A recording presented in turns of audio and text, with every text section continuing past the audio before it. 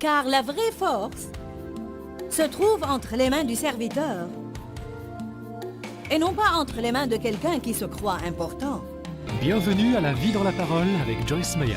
La Vie dans la Parole est un ministère d'entraide basé sur un enseignement solide et pratique pour une application de la parole de Dieu. Votre réponse est dans la parole de Dieu. Et laissez-moi vous dire, le Seigneur est capable de vous guérir là où vous souffrez.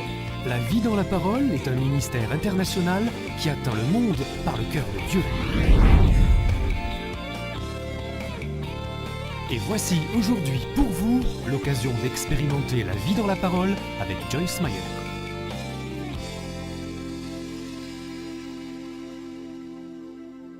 Merci Seigneur pour la parole. Je prie que ce message soit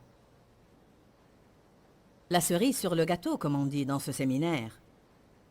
Et que les gens sortent de cet endroit changés, enthousiasmés, enflammés et prêts à vivre selon ta volonté plus que jamais. Amen. 1 Thessaloniciens 5,15 dit « Prenez garde que personne ne rende le mal pour le mal. » Qu'est-ce qu'on est supposé rendre pour le mal? Mais aspirez toujours à montrer de la bienveillance et cherchez à faire le bien, soit envers vous, soit envers les autres. Il semble que notre première responsabilité est envers les membres du corps de Christ, mais aussi elle s'étend au-delà de cela, pour atteindre toute personne. En fait, j'aime beaucoup la traduction amplifiée parce qu'elle nous dit « aspirez à montrer de la bienveillance et cherchez à faire le bien ». C'est-à-dire que ce n'est pas quelque chose que je dois attendre d'avoir envie de faire. Je n'ai pas à voir si je me suis levé du pied droit avant de le faire. Je n'ai pas à attendre à avoir des expériences surnaturelles avant de le faire. Mon but, mon dessein, mon intention, c'est de vivre selon l'amour exprès. Je ne le fais pas parce que j'ai envie de le faire. Mais c'est mon but, c'est ce que je cherche à faire. Allez à Matthieu 6. Nous avons parlé de l'autorité spirituelle et je veux vous réitérer les 5 choses car elles sont importantes et je sais comment on oublie les choses. Les 5 choses que nous pouvons voir dans la vie d'une personne qui a une vraie autorité spirituelle. Il ne s'agit pas de battage, de charisme, parler à haute voix, des sermons éloquents, de grandes foules et de connaître les bonnes personnes, mais on parle d'une vraie autorité spirituelle. Qui sait que Jésus a marché dans une vraie autorité spirituelle? Le diable ne lui a pas créé des ennuis. Je crois qu'il y a probablement plusieurs façons de reconnaître la vraie autorité spirituelle, mais Dieu m'a donné une liste de 5. Numéro 1. Partout où vous irez, les vies seront changées. Numéro 2. Vos prières seront exaucées. Numéro 3. Vous ne serez pas dominé par le diable. Numéro 4. Vous serez capable de marcher dans le fruit de l'esprit, quoi qu'il arrive dans votre vie. Numéro 5. Et vous servirez tout le monde avec plaisir, sans arrière-pensée. Cela veut dire que vous le faites d'un cœur pur. Vous ne le faites pas pour avoir quelque chose. Vous ne le faites pas pour être apprécié, ni pour avoir une déduction d'impôt. J'aime voir comment les chrétiens réagiraient dans leur offrande s'ils n'étaient pas sujets à une déduction d'impôt. J'espère que rien ne changera, amen. Mais pour avoir une récompense du ciel, il faut que la motivation du cœur soit correcte. Pour autant que je puisse dire, la seule motivation correcte consiste à faire quelque chose parce que vous aimez Dieu et vous aimez les autres. Et si vous ne pouvez pas le faire par amour de la personne, faites-le parce que vous aimez Dieu. Il y a beaucoup de choses que je fais simplement parce que j'aime Dieu et que je n'aurais pas pu faire aux personnes à qui je les faisais si je n'aimais pas Dieu. Amen. Nous allons parler de la différence entre le véritable service et le service pharisaïque. Car pour vous dire la vérité, il y a 2 sortes de tout. Il y a 2 sortes de justice, 2 sortes d'amour, 2 sortes de vie. Il y a une justice qui est un don de Dieu et il y a une justice pharisaïque que nous gagnons. Nous savons que la vraie justice de Dieu est la bonne sorte et la justice pharisaïque est fausse car elle produit de l'orgueil. Il y a l'amour agapé de Dieu et puis il y a aussi l'amour que le monde donne et qui vient et qui va selon la conduite. L'amour de Dieu est inconditionnel. Alors nous voulons parler de 2 sortes de services, le véritable et le pharisaïque, le véritable service et les bonnes œuvres faites avec des motifs louables. Le service pharisaïque, ou une personne qui sert en comptant sur sa propre vertu, ou en essayant de se mettre en avant, ou même pour être vue par les hommes, elle planifie son service et elle aime vraiment les choses grandioses. Le plus grand est le meilleur. Bien sûr, elle veut que tout le monde soit au courant. Le service pharisaïque exige une récompense. Il a besoin d'être apprécié, il a besoin d'être acclamé. Par exemple, quelqu'un travaillant dans la garderie. S'il ne le fait pas pour les désirs les plus louables, s'il l'a fait pour 2 mois et personne ne l'a remarqué, il va d'un coup trouver un autre ministère. C'est incroyable combien de choses les gens feraient si quelqu'un les acclamait, comparé à ce qu'ils feraient si personne ne disait grand-chose d'eux. Avons-nous besoin d'être appréciés? Oui. Nous devons nous confier à Dieu et non pas être en colère contre les gens car ils ne nous apprécient pas et puis renoncer à être une bénédiction.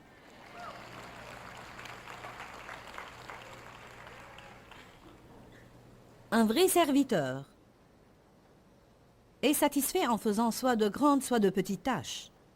Il est content de rester caché, quoi qu'il fasse. Est-ce que vous vous rendez compte que lorsque Jésus faisait de bonnes œuvres, il disait souvent aux gens « Gardez-vous d'en parler à personne », alors que nous voulons en faire une annonce. Sûr que ça va être mis sur le tableau d'affichage. Peut-être que j'aurai un prix. Allons à Matthieu. Nous allons retourner à Matthieu 6, mais allons à Matthieu 8, 1 à 3. Lorsque Jésus fut descendu de la montagne, une grande foule le suivit. Et voici un lépreux s'étant approché, se prosterna devant lui et dit « Seigneur, si tu le veux, tu peux me rendre pur. » Jésus étendit la main, le toucha et dit « Je le veux, sois pur. » Aussitôt, il fut purifié de sa lèpre. Puis Jésus lui dit « Garde-toi d'en parler à personne, mais va te montrer au sacrificateur et présente l'offrande que Moïse a prescrite afin que cela leur serve de témoignage de ta guérison et de preuve au peuple. » Savez-vous pourquoi Jésus pouvait faire cela? Parce qu'il n'essayait pas d'être célèbre. En réalité, il s'était déjà dépouillé de lui-même. Il savait déjà ce que la Bible disait dans Galates 2,6, que Dieu n'est pas impressionné par les postes que les gens occupent. C'est l'une de mes références préférées.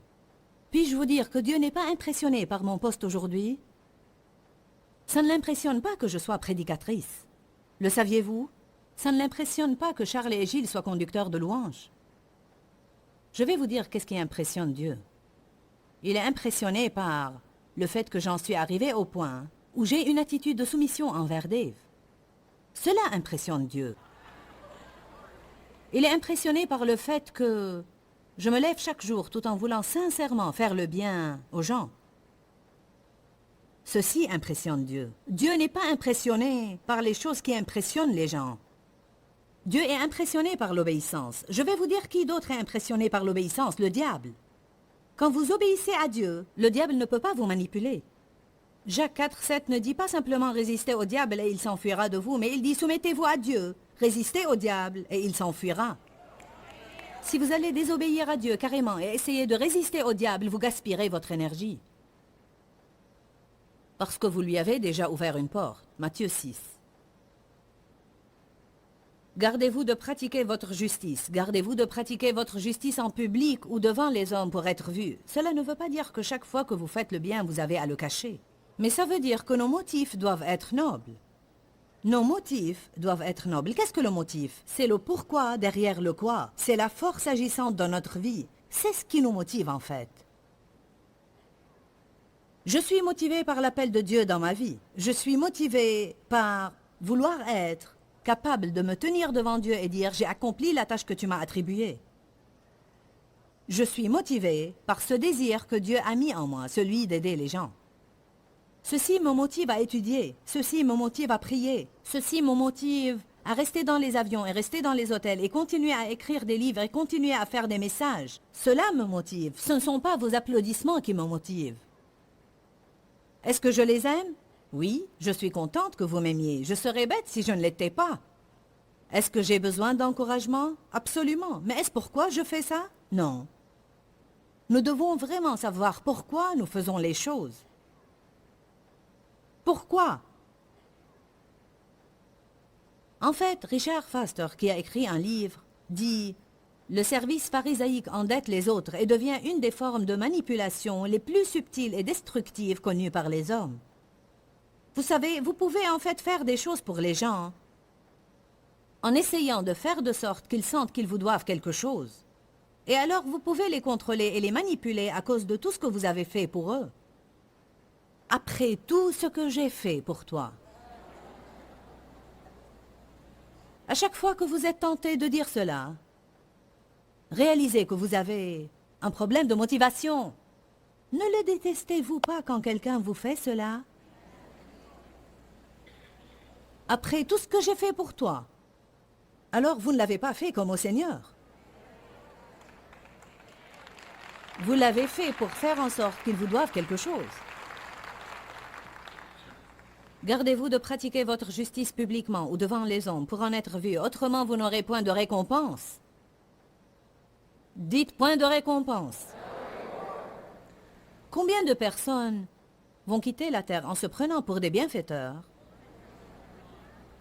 puis arriver au ciel en s'attendant à avoir un genre de position clé, et découvrir qu'ils n'ont jamais dépassé le jardin d'enfants dans leur chrétienté?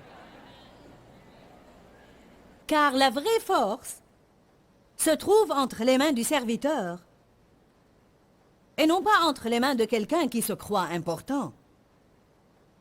Je veux vous donner un petit conseil. Qui veut que Dieu se serve de lui? D'accord. Laissez-moi vous donner un petit conseil. Plus Dieu se sert de vous, mieux vaut que vous réalisiez que ce n'est pas vous.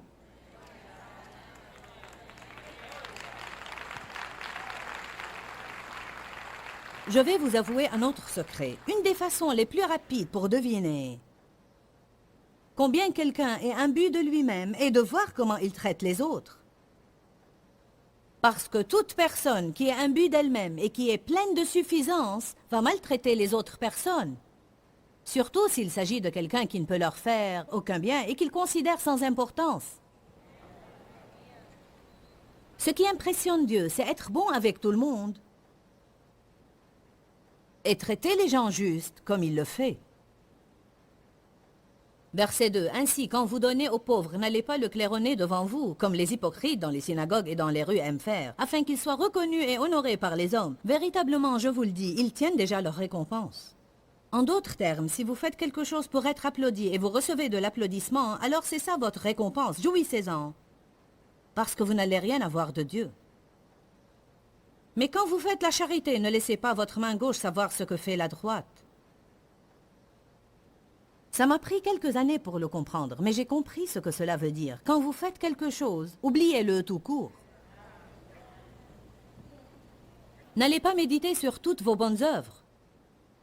Rien dans la Bible ne nous dit de méditer sur nos bonnes œuvres. Elle nous dit de méditer sur les bonnes œuvres de Dieu. Je ne veux que personne ne donne des offrandes à ce ministère en imposant des conditions. Je ne veux que personne ne donne des offrandes en s'attendant à ce que je les emmène à déjeuner, ou qu'elles donnent des offrandes en s'attendant à avoir une entrevue avec moi. Si Dieu veut arranger quelque chose de pareil, alors c'est lui qui décide. Mais vous devez toujours donner avec de bonnes intentions, sans vous attendre à ce que les gens vous donnent quelque chose en retour. Que votre main gauche ne sache pas ce que fait votre main droite. J'aime ceci. Verset 4. Afin que votre aumône se fasse en secret, et votre Père qui voit dans le secret vous le rendra en plein jour. N'aimez-vous pas cela? Dieu qui voit dans le secret vous le rendra en plein jour. Ne racontez pas à tout le monde que vous vous levez tôt chaque jour pour prier. Dieu vous voit. En fait, je crois que parfois, nous perdons notre force en ouvrant notre bouche pour dire à tout le monde ce que nous faisons.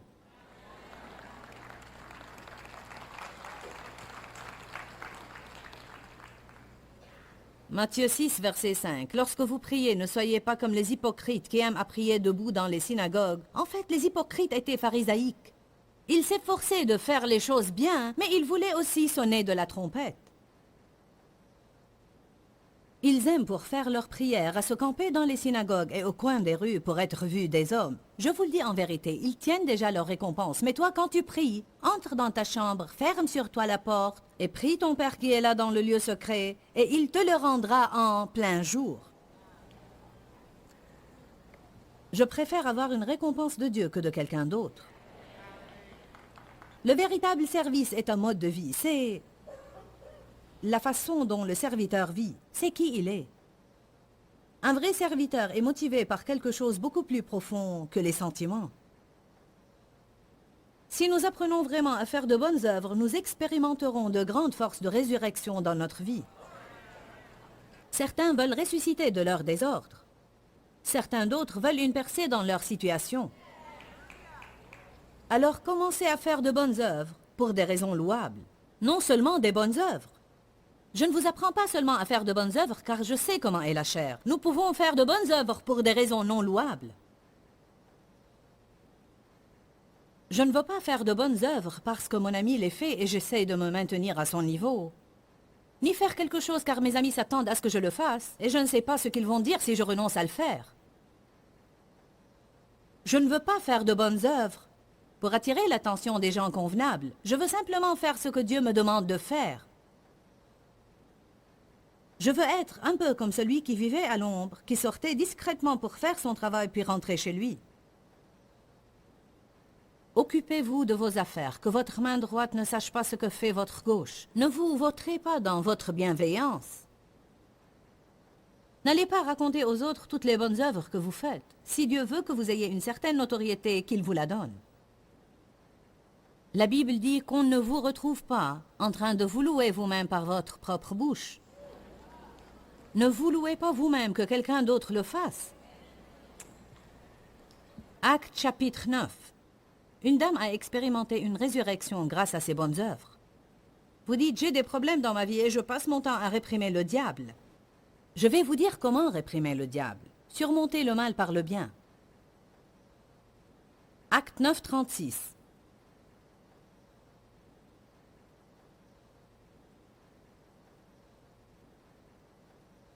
Il y avait à Joppé un disciple, une femme nommée en araméen Tabitha, qui veut dire en grec Dorcas. Elle débordait de bonnes œuvres et d'aumônes.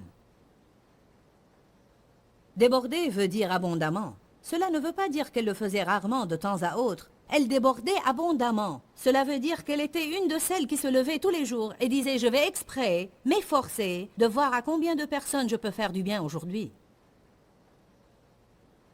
Ayez une révélation aujourd'hui. Elle tomba malade en ce temps-là et mourut. Après l'avoir lavée, on la déposa dans une chambre. Comme Lydda est près de Joppé, les disciples ayant appris que Pierre s'y trouvait envoyèrent 2 hommes vers lui pour le prier de venir chez eux sans tarder. Pierre se leva et partit avec ces hommes. Lorsqu'il fut arrivé, on le conduisit dans la chambre. Toutes les veuves l'entourèrent en pleurant et lui montrèrent les tuniques et les vêtements que faisait Dorcas elle-même pendant qu'elle était avec elle.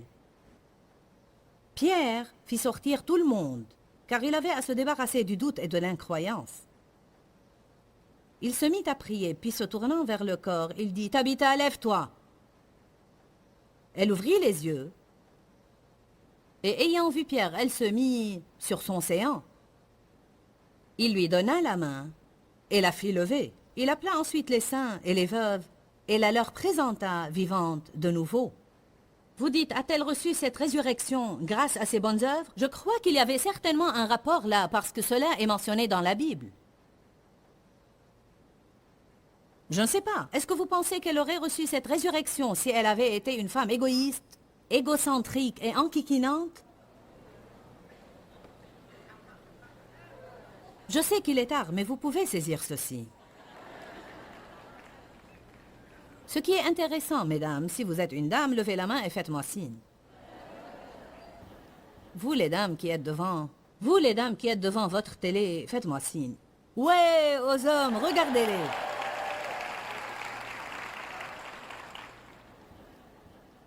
Savez-vous que la Bible encourage spécialement les femmes à bien se donner aux bonnes œuvres?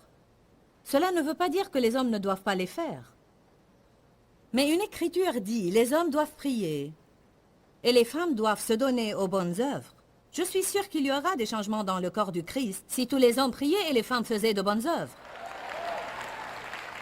Je fais de bonnes œuvres. Où est votre mari? Il prie à la maison. L'homme prie à la maison. Où est ta femme? Elle est sortie faire de bonnes œuvres. Waouh, quelle équipe!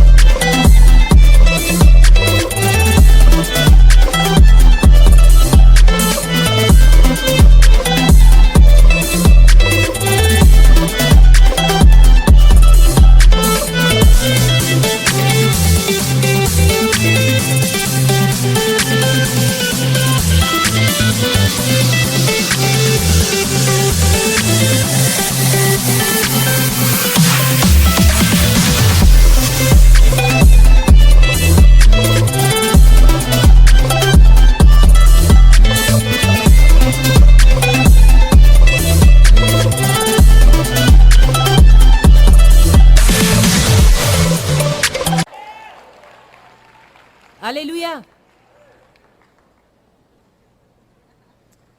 Tabitha a reçu une résurrection. Savez-vous qu'on est prédestiné à faire de bonnes œuvres? Le Seigneur a fixé à l'avance que c'est à quoi on doit se donner tout le temps. Je donne un ministère à chacun d'entre vous aujourd'hui. Si quelqu'un d'entre vous s'est jamais demandé quel était son ministère, est-ce que quelqu'un s'est jamais posé cette question? Allons, voyons ses mains, regardez ça. Bon, maintenant des milliers de personnes ont soudain un ministère. Bien, ceci n'est pas important. Tout simplement faire de bonnes œuvres. Avons-nous besoin de revenir à Matthieu 20, où Jésus a dit « Le plus grand dans le royaume de Dieu doit être le serviteur de tous ». C'est lui le plus grand. Il n'a pas dit « le plus grand est le prédicateur ». Il n'a pas dit que le plus grand est le conducteur de louanges. Il a dit « le plus grand est le serviteur de tous ». Mais si le prédicateur choisit d'être serviteur, alors il peut être grand. Mais la grandeur ne vient pas des positions et des titres. Elle vient du fait de faire du bien aux autres. Vous savez comment Dieu a oint Jésus de Nazareth? Du Saint-Esprit et de force, lui qui a passé en faisant le bien. Vous savez pourquoi cette écriture représente beaucoup pour moi? Car je peux faire cela. Ce n'est pas compliqué. Ce n'est pas doctrinaire et plein de confusion. Je peux saisir cela même si je n'ai pas dépassé les classes secondaires. Je peux le saisir sûrement. Ah, faites de bonnes œuvres. Tous les jours. Cherchez. Alors je peux me lever le matin et dire, Seigneur, quel bien puis-je faire à quelqu'un aujourd'hui? Laisse-moi rencontrer des personnes qui sont dans le besoin. Cette façon de vivre est passionnante, car vous ne savez jamais qu'est-ce que vous allez faire de jour en jour. Mais vous ne pouvez pas vous lever et avoir votre journée planifiée. J'ai mon plan, j'ai mon plan, j'ai mon plan. N'interrompez pas mon plan. Quelques-uns n'ont aucun plan, alors que d'autres sont fanatiques de leur plan. Soyez entre les deux avec un peu d'équilibre.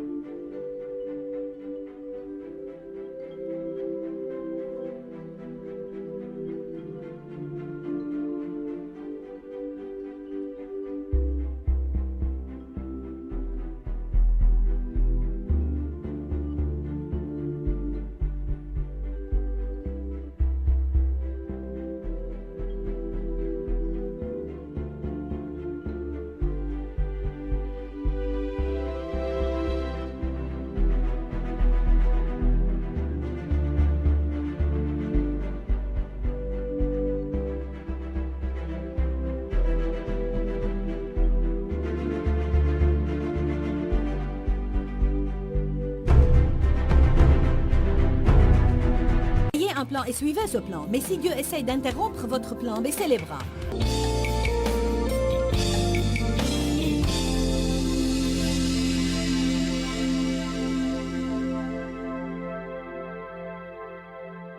Je crois que l'une des plus grandes erreurs qu'on puisse faire est de penser que les petites choses ont une petite valeur.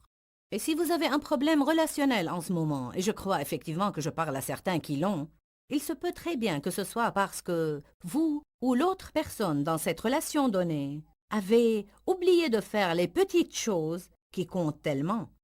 Je vais vous donner un exemple. Dire merci peut être une petite chose, mais quelle grande différence ça fait dans les rapports. Dire « s'il te plaît » peut être une petite chose, mais quelle grande différence ça fait dans les rapports. Je crois également que dans notre rapport avec Dieu, la Bible dit que ce sont les petits renards qui ravagent les vignes. Et je crois que souvent, c'est les petits compromis qui finissent par ruiner nos vies. C'est ce qu'on appelle en général les petites désobéissances, quoique les petites désobéissances n'existent pas. Mais parfois on raisonne, c'est une petite chose, ça ne fait rien. Et puis ce peu de choses devient grand-chose et soudain on a de grands problèmes et on se demande d'où ça nous vient. Je vous dis qu'on doit vraiment faire attention à ces petites choses dans la vie. En fait, je crois que les petits compliments, les petites choses qu'on dit aux gens qui les encouragent ou qui les font mieux se sentir en tant que personne, encore une fois, font toute la différence dans nos rapports. Et non seulement dans nos rapports. Mais écoutez-moi, quand on établit un nouveau contact avec d'autres personnes par les petites choses, elles font une grande différence dans leur vie, mais aussi une grande différence dans la nôtre. Parce que lorsqu'on essaye d'aider les gens, cela augmente notre joie. Dis-leur que je les aime. Dans ce livret, Joyce Meyer donne une révélation de l'amour de Dieu pour nous. Pour obtenir ce livret gratuitement, écrivez-nous à Joyce Meyer, boîte postale 40095-6300 Larnaca, Chypre. Ou bien visitez notre site web www.joycemeyer.org.